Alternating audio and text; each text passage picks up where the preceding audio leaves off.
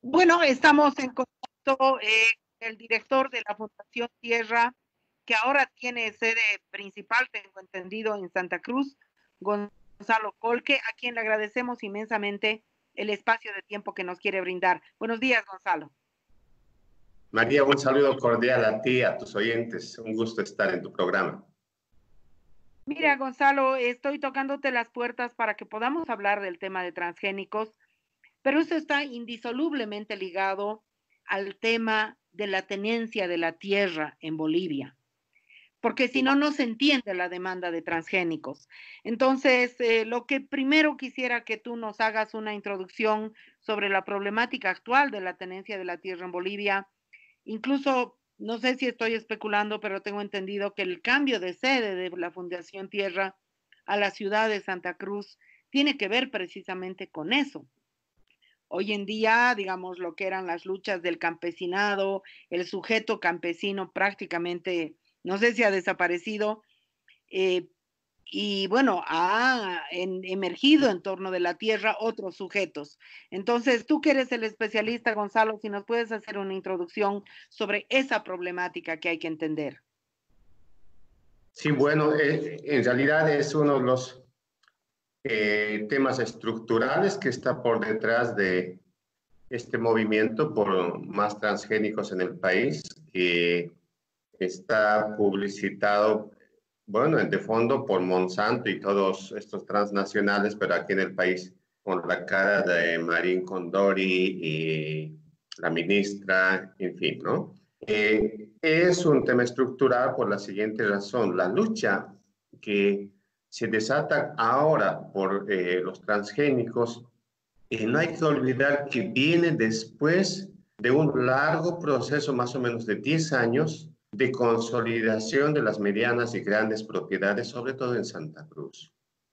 El proceso de titulación y saneamiento se ha acelerado el año 2014, después del conflicto por el TIPNIS, el 15, el 16 especialmente, incluso a un ritmo de 1 millón de hectáreas en medianas y grandes propiedades en las tierras bajas.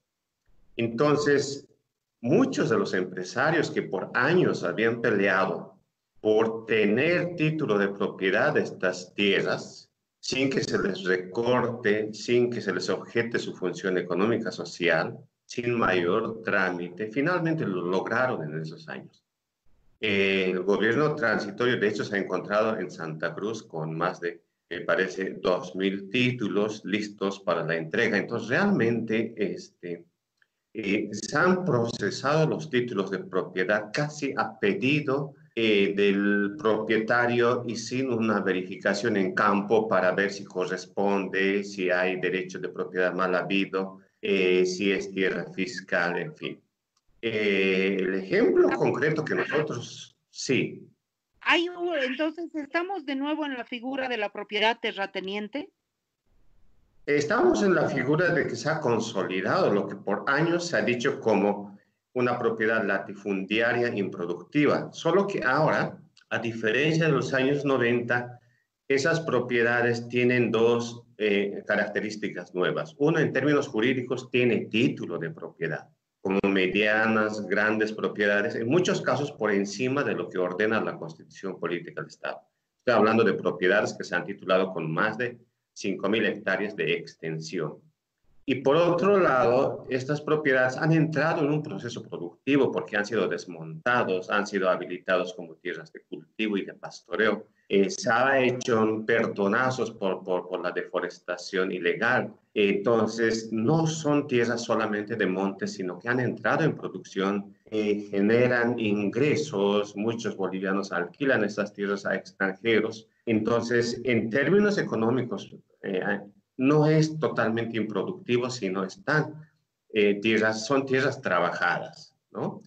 Pero eso no elimina el hecho de que sean medianas y grandes propiedades que se consolidaron al margen del espíritu de la ley de tierras, que la verificación de la función económica social, que cumpla una función económica productiva mediante trabajadores, inversiones, capitales, que no tenga antecedentes de que sea tierra fiscal. El caso Bolívar, que tú conoces muy bien, de 100.000 hectáreas, se recuperó en los años 90 antes de la ley INSA como tierra fiscal. Y ahora solamente el 3% de esas 100.000 hectáreas queda como tierra fiscal. Esto se ha loteado como propiedades medianas y grandes, incluyendo propiedades de menonitas. Eso es lo que ha pasado en los últimos años. Entonces, ese es el motor que está por detrás de los transgénicos, porque adivina que una vez que tienen título de propiedad, y si ahí le añades la facilidad de que pueden cultivar cualquier tipo de transgénicos, el objetivo final es que esa tierra se duplique, se triplique en valor, porque Ahora, quiere llevar a un mercado de tierras con mayor valor de transacción. estamos escuchando a Gonzalo Colque, director de la Fundación Tierra, un hombre que le ha dedicado su vida a este tema del cual está hablando. Gonzalo, discúlpame que te interrumpa, pero me parece muy Sí, importante subrayar para el público la cuestión política. Es decir, este proceso de legitimación de la propiedad sobre la tierra lo ha realizado el gobierno de Evo Morales. Y me gustaría que me digas, bueno, el gobierno de Yanine Áñez es muy corto, pero igual está simplemente prolongando la misma lógica o la ha agudizado mayormente, la ha acelerado más todavía. el gobierno transitorio en realidad debería haber paralizado todos los procesos de entrega de títulos, de saneamiento y el proceso agrario, en fin, algo que se ha pedido por mucho tiempo, ya en la época de Evo Morales, porque todos los tráficos de tierra que conocemos vienen desde años atrás.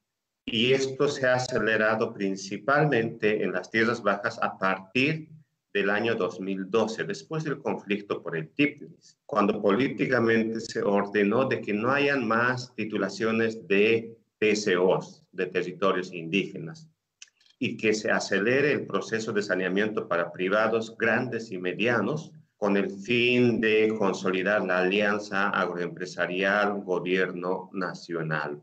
Lo que está haciendo el gobierno transitorio en este momento es añadirle un favor más a los propietarios.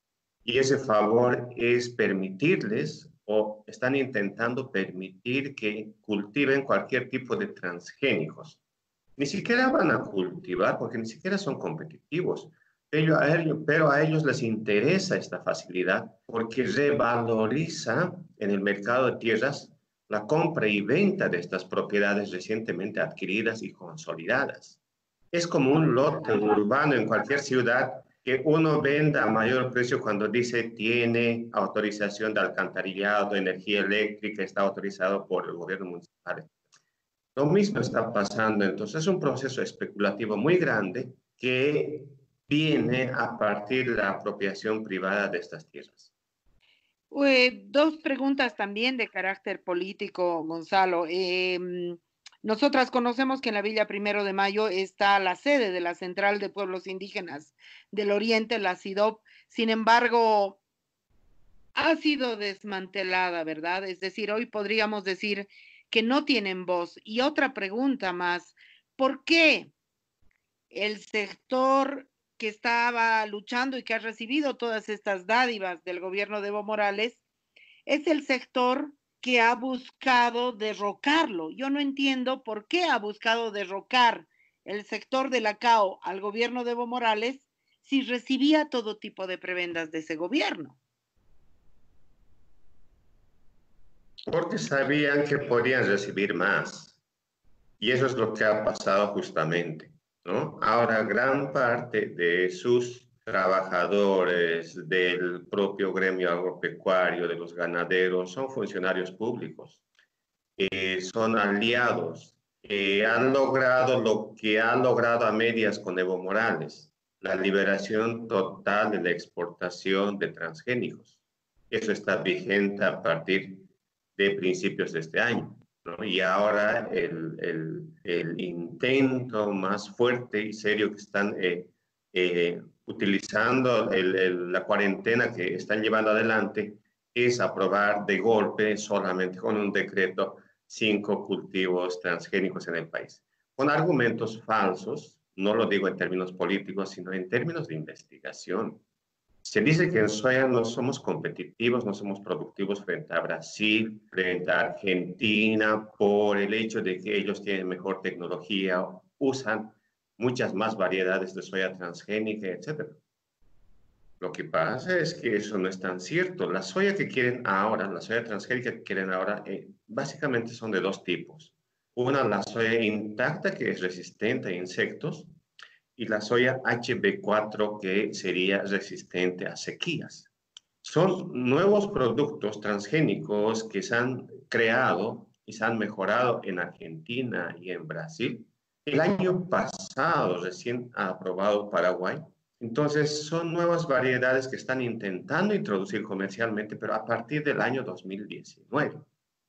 Si Bolivia ya había perdido competitividad desde muchos años atrás, y este factor nuevo, que ahora se quiere utilizar como un discurso de que por eso se ha perdido y necesitamos transgénicos, no es cierto porque no es la variable que demuestra la diferencia que existe entre la productividad argentina y la productividad del sector soyero boliviano. El soyero boliviano en este momento está cosechando menos de 2 toneladas por hectárea.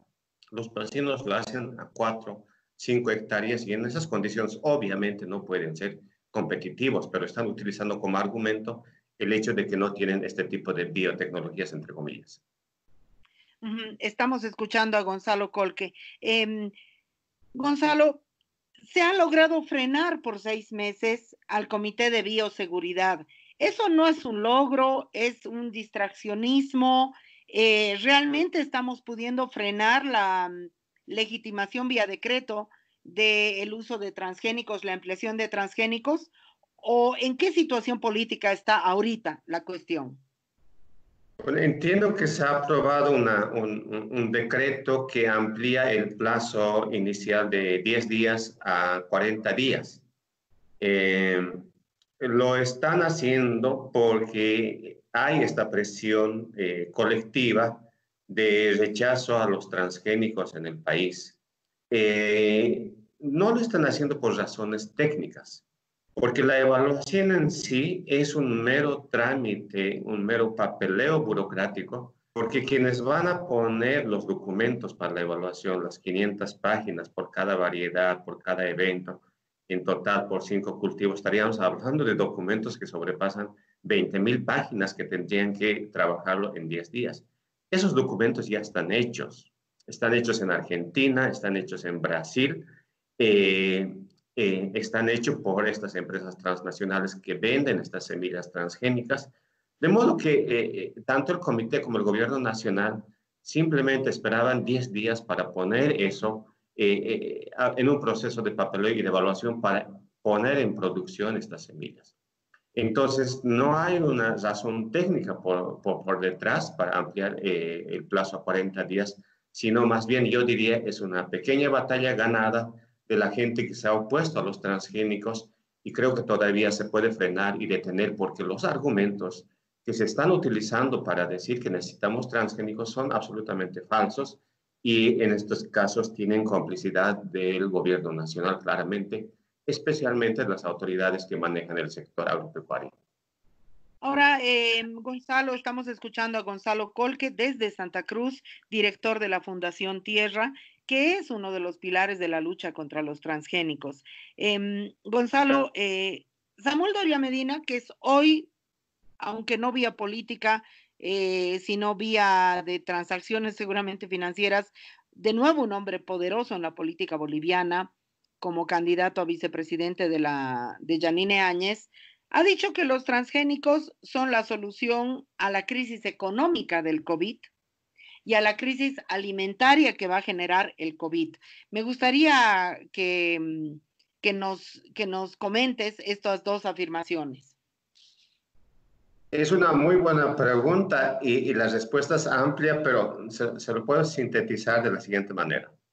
Primero, el sector agropecuario soyero se ha topado con la cuarentena en un momento de cosecha. Y desde el primer día los camiones de carga han tenido licencias, permisos especiales para seguir operando, al igual que la maquinaria agrícola y los trabajadores soyeros. A diferencia de otros sectores, económicos, trabajadores que hemos parado durante toda la cuarentena, ellos no han parado ni un día de cosechar, de trabajar, de acopiar a los silos la producción. Entonces, el argumento de que les ha perjudicado la cuarentena es absolutamente falso en este escenario. Segundo, se ha dicho muchísimo que necesitamos estos transgénicos para la crisis alimentaria. Primera cosa, y yo lo he dicho en varios medios, este sector no generan los alimentos que nosotros comemos en este momento. En cámaras han mostrado pan diciendo que si no hay estas licencias no vamos a comer pan. Pero sucede que el 70% de la harina de trigo que consumimos en el país es de Argentina. Nosotros importamos mayoritariamente trigo de Argentina. Y ese trigo no es transgénico como nos han querido hacer creer. Todavía es un trigo convencional. En ningún país del mundo se está cultivando en este momento trigo transgénico y los empresarios quieren que seamos el primer país del mundo cultivando y consumiendo trigo transgénico. Tercer punto, en términos económicos se ha dicho que va a generar divisas, ingresos, que va a ayudar a la economía que va a entrar en crisis, a la economía en general. Y eso es una mentira. No me gusta utilizar esta palabra, pero lo digo de esa manera por la siguiente razón. A nivel global, hay una sobreproducción de soya y de transgénicos en este momento, principalmente en el maíz transgénico. Estados Unidos utiliza el 40% del maíz transgénico que produce, es uno de los principales productores de maíz transgénico en el mundo para biocombustibles. Y la industria de biocombustibles se ha ido al tacho, está en una tremenda crisis porque con los precios actuales del petróleo, que están por $25, simplemente no es viable en términos comerciales y económicos el futuro de estos biocombustibles. Entonces ese 40% de maíz va a entrar al mercado global y va a abaratar los precios y va a inundar de maíz transgénico el mercado mundial. Entonces no hay buenos precios y no hay mercado para este maíz transgénico que quieren cultivar los agropecuarios bolivianos. El otro punto importante, y con eso termino porque los argumentos serían varios en este tema, no va a traer progreso económico al país porque a pesar de que la Cámara Agropecuaria del Oriente dice que este sector en la época de Evo Morales ha generado para el país más de 10.000 millones de dólares en ingresos de divisas por exportaciones, este es el valor bruto de la venta de soya, que más o menos ronda 800 millones por año en promedio. Pero eso no entra al bolsillo de los bolivianos, no entra al Estado, es el valor de ventas, va al sector soyero. ¿Qué es lo importante para analizar si realmente aporta o no a la economía nacional? El impuesto que pagan. Eso va a las arcas del Estado y va a pagar a los profesores, policías, etc. Y lo que hemos descubierto, y estamos todavía trabajando, investigando, es que este sector aporta casi nada y es un aporte totalmente injusto en comparación con los aportes que hacemos los otros sectores económicos. Cualquiera que factura en este país paga un 13% de IVA, ¿no? Y ese es el aporte al Estado. ¿Cuánto paga el sector agropecuario que ahora quiere más transgénicos? Sucede que ellos tienen otro régimen que se llama el régimen agrario unificado. Y en el régimen agrario unificado, según una resolución ministerial que yo tengo de impuestos internos, desde el 2015 pagan 26 bolivianos por hectárea de tierra año. En una hectárea agrícola de soya, más o menos sacan 2 toneladas, digamos que venden a $200, son $400, y de $400 el IVA que tendrían que pagar sería $52, equivalente a 360 bolivianos más o menos. Otros que facturan por $400 pagan 360 bolivianos en impuestos al Estado. El sector soyero, con este régimen agrario unificado, paga 26 bolivianos. Ese es el aporte. Y esa es la diferencia con otros sectores. Ese es el privilegio que conservan y quieren mantener.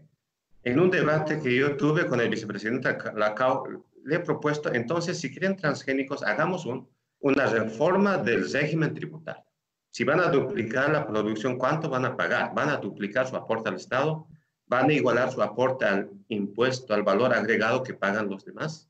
Van a facturar y aportar en la misma medida que los sectores económicos.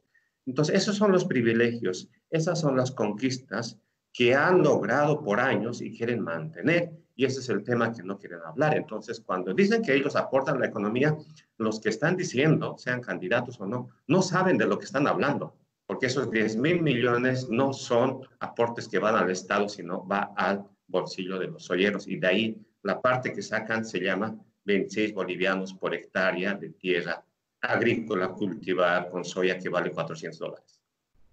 Ujú. Muchísimas gracias, Gonzalo. Quisiera preguntarte sobre el tema de la mano de obra.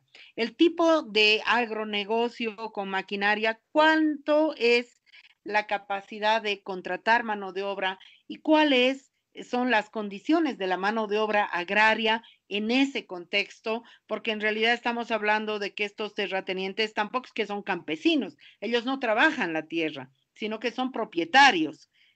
¿Cuál es la figura de la mano de obra y la capacidad de empleo que pueden otorgar? Y permíteme complementar, muchos de ellos, incluso siendo propietarios, prefieren alquilar la tierra a brasileños, a argentinos, y prefieren vivir de la renta que les otorga el que produce y quien realmente trabaja la tierra. Son rentistas de la tierra. Eh, Usureros, diríamos.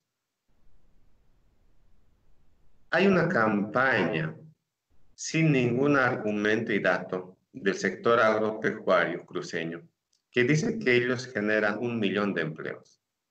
Y ese es un tema que hay que profundizar y debatir. 1 millón de empleos, yo decía en alguna oportunidad, significa como 3 veces el total de empleo público que existe en Bolivia. Empleo público contando como los burócratas que trabajan en el gobierno nacional, en los departamentales, policías, militares, profesores, enfermeras, doctores, etc. Y simplemente, en términos de escala, creer que el sector agropecuario cruceño genere 1 millón de empleos 3 veces más que todo el sector público no es ni siquiera fácil, simplemente no se puede creer, pero a pesar de eso ellos dicen y ningún periodista, ningún medio cuestiona y dice, oye, más o menos tu escala no va con otros parámetros sin necesidad de ser estadista o comparar. Lo que nosotros hemos encontrado y todos sabemos es que este sector de monocultivos, con tractores, etcétera, es intensivo en tecnología, en capital y no es intensivo en mano de obra. Ni siquiera el pequeño sector soyero trabaja con mano de obra.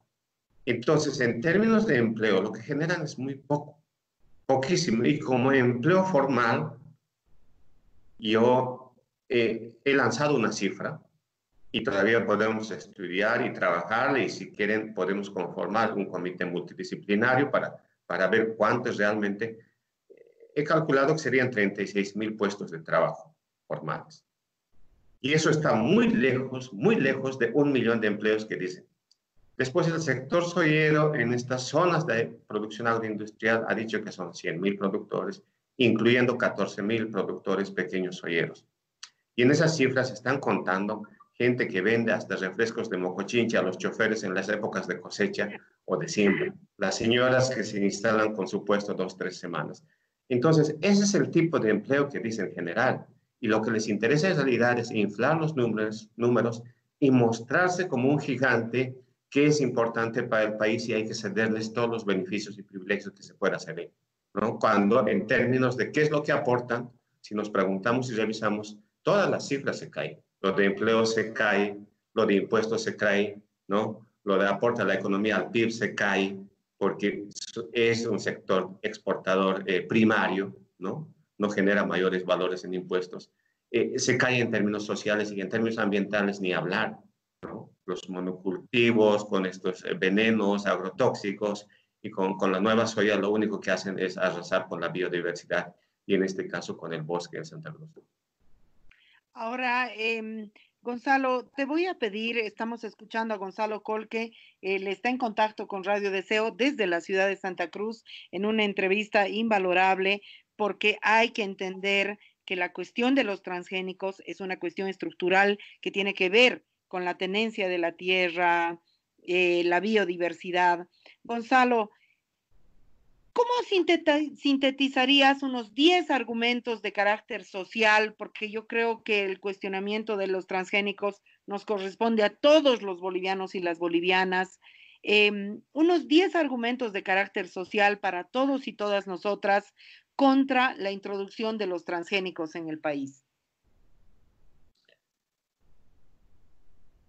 Los transgénicos van a envenenar más el suelo, el aire, agua, y van en contra de la biodiversidad.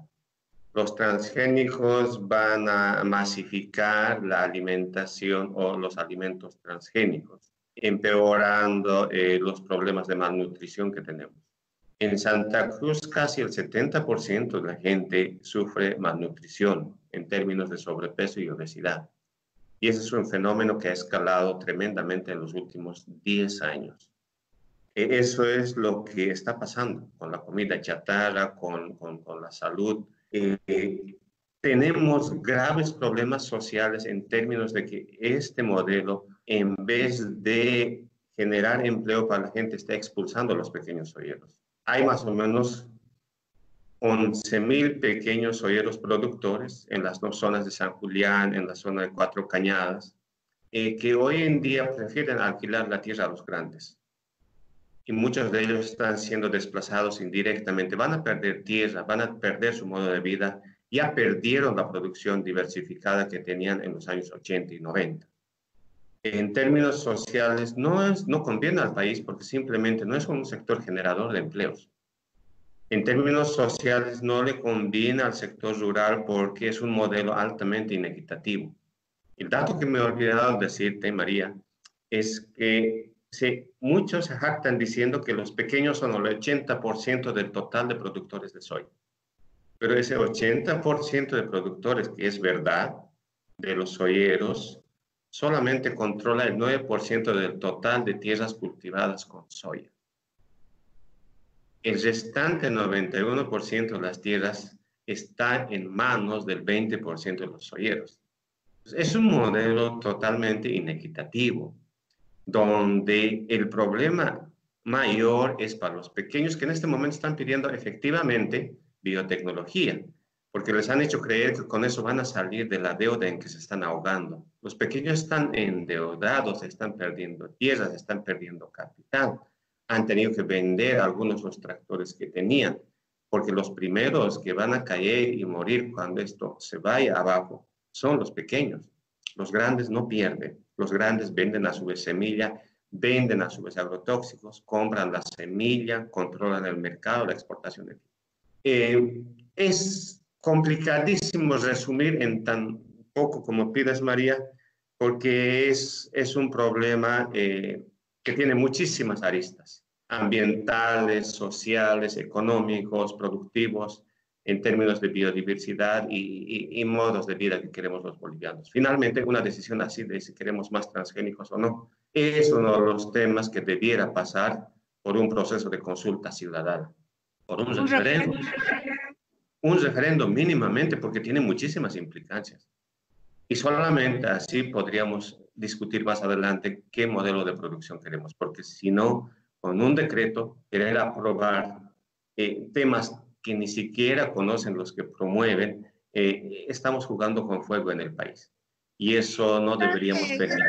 Queriendo cosechar en Río Revuelto, las grandes transnacionales empujando al gobierno de Yanine Áñez a esto. ¿Por qué la presión por hacerlo ahorita?